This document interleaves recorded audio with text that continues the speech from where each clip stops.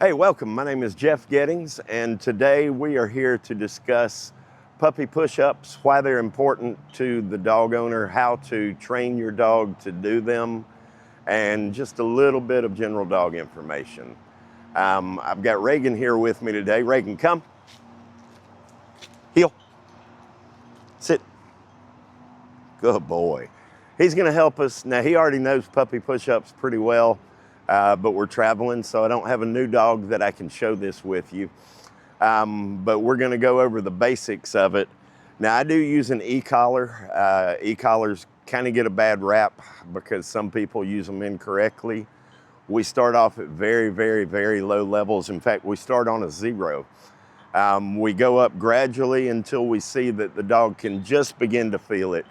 It's an amazing tool to kind of be able to reach out, tap your dog on the shoulder and say, hey, that's not quite what I'm wanting you to do.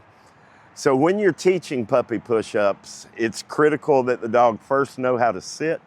Secondly, the dog has to know how to down and be pretty solid doing those commands on demand. Another thing that you should work on a little bit is holding position, getting used to where you can walk away from your dog, good sit, Reagan, without them coming and following you. So you see how he holds that position. You want to be able to get at least a few feet away before you really start working, because overall the intention is to be able to get as far away from the dog as you can and still be able to work through these commands. So Reagan, down. Good boy. That's the first step. Go from a sit to a down. Now the next one takes a little bit more work when you're initially training. Coming from a down into a sit is going to be a little bit more difficult. Reagan, sit. Good boy.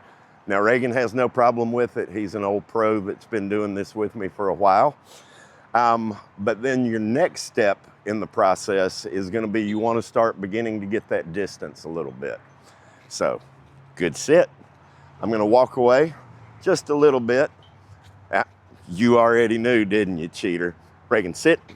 Good boy. The hand commands are really important because as we get further away, we're in a really noisy environment right now. He may not be able to hear what I'm telling him, but he'll be able to recognize my hand commands. Reagan, down. Good boy.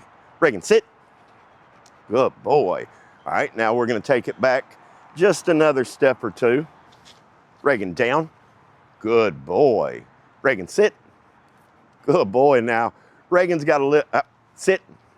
Reagan's got a little bit of an issue of trying to figure out what I'm going to tell him next. It's not the world's worst problem for a dog to have because he is focused and wanting to please me. So we're going to continue to go back. You may notice that he crawls just a hair to make it a little closer to me. He's getting a little bit older. We've been traveling a lot, so he's working through some issues right now. Reagan, down. Good boy, good down. Now at this point, I'm going to go ahead and kind of show you Reagan, sit. Exactly what, sit. Good boy. Exactly what he should be able to do by the end of it. Good sit. Reagan, down. Good boy. So you'll notice that he's getting a little distracted, but he's still holding that command. Reagan, sit. Reagan, sit. Good boy, good sit. Now I can even go around and get these plants between us and work through that with him, and that's gonna be no issue. Reagan, down, sit, down. Good boy. So he really, really does stay focused on me, even though he looks around a little bit. He's holding that command. Reagan, break. Good boy. Come here. So as you can see, you can really get them to do what you want to from a distance. One of the main reasons this is so critically important is if your dog gets away from you, he may get across to a busy sidewalk, across a busy street rather, and you may not want him to, when you tell him to sit or down, to actually be able to run up to you. So at that point, it's really important that the dog knows the ability to be able to sit and down from a distance. Reagan, come. Sit. Good boy. We try to build in the automatic sit. When they're in a new spot, they may be a little less likely to do it. But it is so important that you work on the distance for the commands as well as the duration. I can leave him in this sit, walk back there, do what I need to do, come back around, and he's gonna be holding that position beautifully. So we're gonna try from a distance this time. Good sit. And we are going to do the same commands, but we're gonna do them all starting off from a distance.